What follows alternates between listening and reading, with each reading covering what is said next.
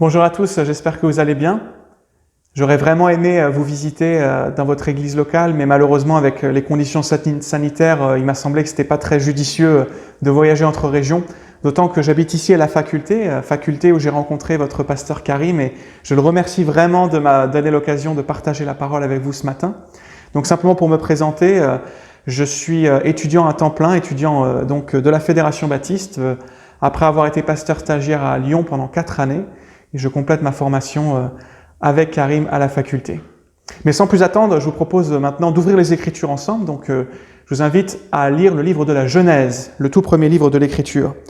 Nous allons lire en Genèse 2, les versets 1 à 3. Genèse 2, versets 1 à 3. Ainsi furent achevés les cieux et la terre, et toute leur armée. Dieu acheva au 7e jour son œuvre qu'il avait faite, et il se reposa au 7e jour de toute son œuvre qu'il avait faite. Dieu bénit le 7e jour et il le sanctifia, parce qu'en ce jour il se reposa de toute son œuvre qu'il avait créée en la faisant. Jusqu'ici la lecture de la parole de Dieu. Amen. Alors, vous le savez sans doute, nous sommes au tout début de la Bible. L'auteur de la Genèse nous a présenté au chapitre 1 le Dieu créateur qui a créé tout à partir de rien. Le Dieu unique qui a créé l'univers et tout ce qui s'y trouve.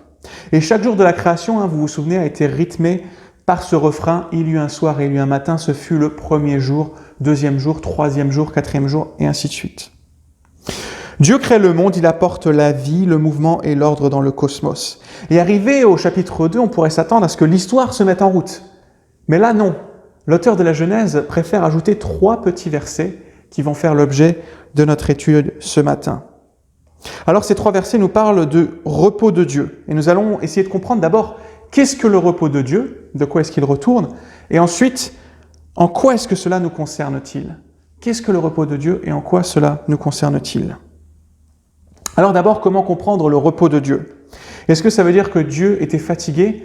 Est-ce que ça veut dire, pour parler un peu familièrement, qu'il avait besoin d'un break? Si vous connaissez un petit peu la Bible, vous n'êtes pas sans savoir que Dieu est celui qui ne dort ni ne sommeille, n'est-ce pas? Alors comment est-ce qu'on réconcilie d'un côté un Dieu qui se repose et de l'autre un Dieu qui n'a pas besoin de se reposer? Alors je ne sais pas si vous avez remarqué, mais l'auteur du livre de la Genèse insiste en fait sur la notion d'achèvement. Ainsi furent achevés, Dieu acheva. C'est une formule qui revient plusieurs fois.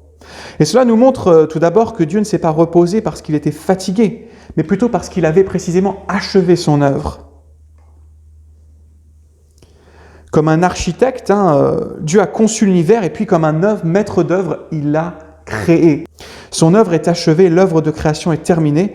Et donc il est important de comprendre que Dieu ne s'est pas reposé par nécessité, parce qu'il en avait besoin, mais plutôt par choix, parce qu'il le voulait. Autrement dit, l'auteur de la Genèse nous montre que Dieu n'est pas esclave de sa création, mais qu'il en est plutôt le maître et le maître absolu. C'est lui et lui seul qui a décidé quand ça allait commencer, et c'est lui et lui seul qui décide quand ça va s'achever. Alors après avoir pris un temps de pause, vous vous souvenez du refrain, chaque jour, Dieu se repose au 7e jour. Mais qui dit repos ne dit pas pour autant oisiveté. Le repos de Dieu ne désigne pas ensuite l'inactivité, mais plutôt un changement d'activité. En d'autres termes, Dieu a cessé de créer, mais il n'a pas cessé d'œuvrer dans sa création. Si Dieu s'était contenté de mettre le monde en mouvement, un petit peu comme un horloger qui remonte une pendule, il n'aurait pas pu tourner tout seul. Il aurait livré à lui-même et il n'aurait pas pu subsister. Hébreux 1, verset 3 nous dit que le Fils est le reflet de sa gloire et l'empreinte de sa personne, et il soutient toutes choses par sa parole puissante. Le repos de Dieu ne désigne donc pas l'inactivité, mais plutôt un changement d'activité. Dieu passe en quelque sorte de la création à la préservation de sa création. Et quoi qu'il en soit, Dieu est toujours au contrôle. Je crois que Dieu s'est reposé dans le sens où il a contemplé sa création. La Genèse nous le présente un petit peu comme un peintre qui admirerait un tableau. Je ne sais pas en ce qui vous concerne, mais en général, quand on termine une œuvre, quand on termine un travail, on est satisfait, on prend un temps de recul, un temps d'acceptation de ce qu'on a fait, un temps où on observe, un temps où on prend le temps justement de contempler sa création et de reconnaître sa bonté. Chacun d'entre nous, lorsqu'il a accompli une tâche, en éprouve une certaine satisfaction. Il en va de même pour Dieu dans notre passage. En résumé, premièrement, en se reposant, Dieu nous montre qu'il n'est pas esclave, mais maître de sa création. Deuxièmement, en se reposant, Dieu n'a pas cessé, mais a changé d'activité. Et troisièmement, en se reposant, Dieu a contemplé son œuvre. Mais là, vous allez me dire, c'est bien gentil, mais en quoi est-ce que ça me concerne? En quoi est-ce que ça nous concerne? Après tout, ce texte a l'air un petit peu distant de notre vie quotidienne, n'est-ce pas? Eh bien, je crois que ça nous concerne parce que ce texte est l'un des fondements de la vie humaine. Genèse 2, verset 1 à 3 est un des fondements de la vie humaine. En Genèse 2, verset 1 à 3, Dieu fournit en fait un modèle pour l'homme, pour la femme. Comme Dieu a travaillé 6 jours et s'est reposé le 7e jour, eh bien Israël sera amené à travailler 6 jours et à se reposer le 7e jour. Comme Dieu a alterné entre travail et pause, eh bien l'homme va alterner entre travail et pause. Créé en image de Dieu, l'être humain est censé refléter ce rythme créationnel. Activité, repos. Activité, repos. Activité, repos. Et le verset 3, je crois, de notre passage confirme cette lecture. Relisons-le ensemble. Dieu bénit le 7e jour et il le sanctifia, parce qu'en ce jour, il se reposa de toute son œuvre qu'il avait créée en la faisant. Dieu va bénir le 7e jour comme il avait béni, souvenez-vous, l'homme au 6e jour, comme pour montrer en fait la valeur du repos. Mais il va plus loin, il va sanctifier le 7e jour, et vous remarquerez que ce n'est pas le cas des autres jours. Sur le 7 jours de la création, c'est le seul à avoir droit à ce traitement. Alors, qu'est-ce que ça veut dire? Ça veut dire que le 7e jour est consacré, mis à part. En d'autres termes, le repos hebdomadaire est un principe créationnel, universel. Ça veut dire, pour nous aujourd'hui, que le repos n'est pas simplement une réalité biologique. Voilà, on se repose parce qu'on a besoin, parce qu'on est fatigué, parce que notre corps ne peut pas travailler non-stop. Mais c'est aussi une réalité créationnelle et spirituelle qui est inscrite en nous. En tant qu'image de Dieu, nous sommes appelés à imiter Dieu en étant en activité, puis en nous reposant. Pourquoi? Eh bien d'abord parce que se reposer, c'est prouver sa liberté. Comme Dieu, lorsque nous nous reposons, nous prouvons que nous ne sommes pas esclaves. Nous avons la grâce de vivre dans un contexte, dans un pays où il y a des droits pour les salariés et où, c'est vrai, eh bien on ne peut pas réduire si facilement les salariés en esclavage. Mais malgré tout, de nombreux problèmes liés au surmenage existent dans notre société, n'est-ce pas? Pourquoi? Eh bien souvent parce que nous refusons l'ordre créationnel de Dieu. Alors, faisons attention de ne pas devenir esclaves de notre activité. Ou bien, si nous sommes en position de leadership, faisons attention de ne pas réduire les autres dans une forme d'esclavage.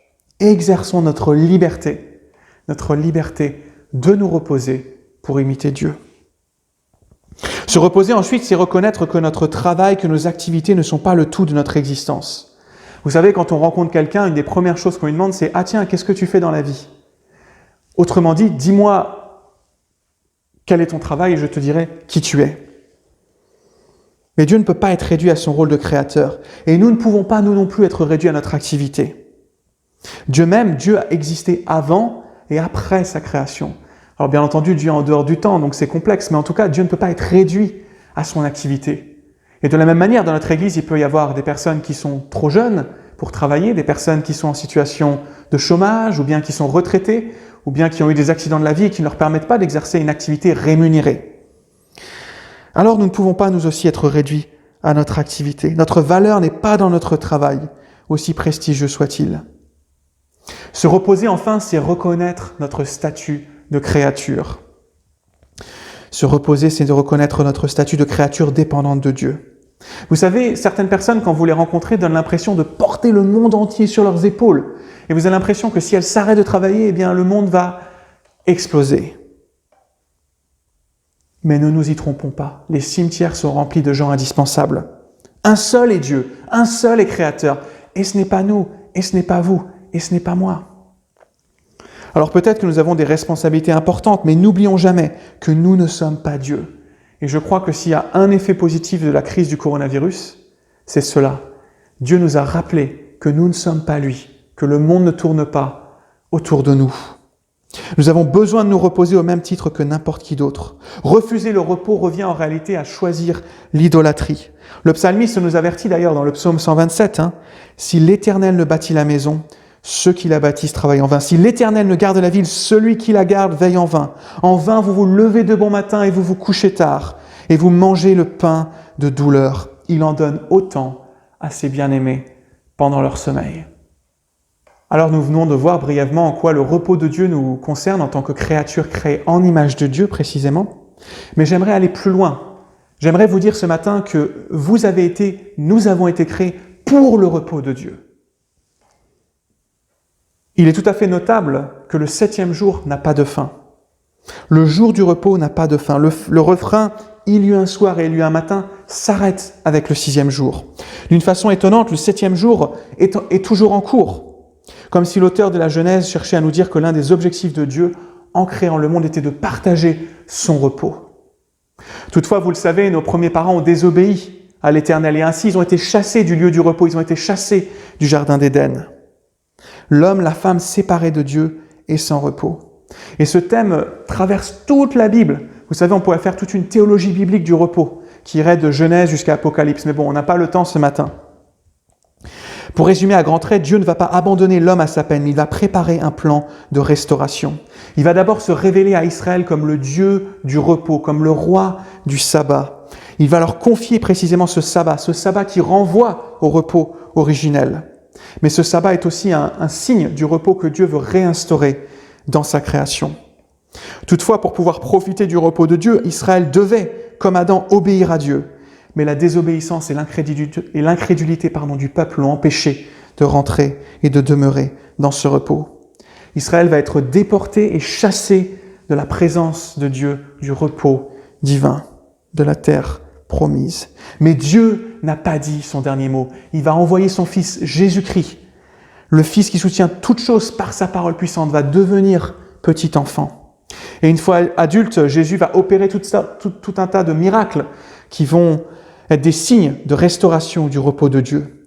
Jésus va aussi interpeller les foules en leur disant « Venez à moi, vous tous qui êtes fatigués et chargés, et je vous donnerai du repos » en Matthieu 11, verset 28. Et en faisant cela, je crois que Jésus ne promettait pas simplement une petite sieste passagère, mais véritablement un repos éternel. Si nous lui faisons confiance, nous pouvons acquérir le repos divin. Alors comment est-ce que Jésus a acquis pour nous ce repos divin ? Précisément en mourant à la croix pour nous. À la croix, Jésus va accomplir sa plus grande œuvre, il va mourir pour les pécheurs. En expirant, Jésus va prononcer ces paroles bien connues, tout est accompli. Jésus voulait ainsi signifier qu'il avait accompli sa mission, qu'il avait achevé son œuvre et qu'il pouvait ainsi rentrer dans son repos.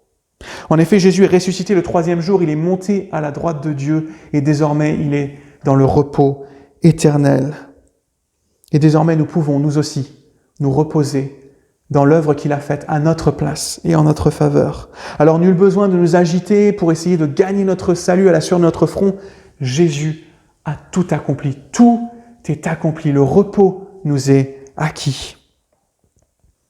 En bref, lorsque nous nous reposons, non seulement nous profitons du salut, mais nous soupirons après le retour de Christ. Le repos que nous pouvons expérimenter en ce moment, peut-être que vous avez expérimenté pendant cette période de confinement, ou qu'au contraire, vous espéreriez expérimenter, mais que vous n'avez pas pu avoir à cause du coronavirus, eh bien ce repos est incomplet. Pour pouvoir pleinement vivre le vrai repos, le repos éternel, nous attendons le retour du Christ. Lorsque Jésus reviendra, il nous ressuscitera pour le vrai repos. Alors comme Jésus, nous passons par des moments difficiles sur cette terre, mais bientôt nous serons ressuscités pour et avec Jésus dans le repos éternel. En attendant, que nous puissions anticiper ce repos pour la gloire de Dieu. Amen.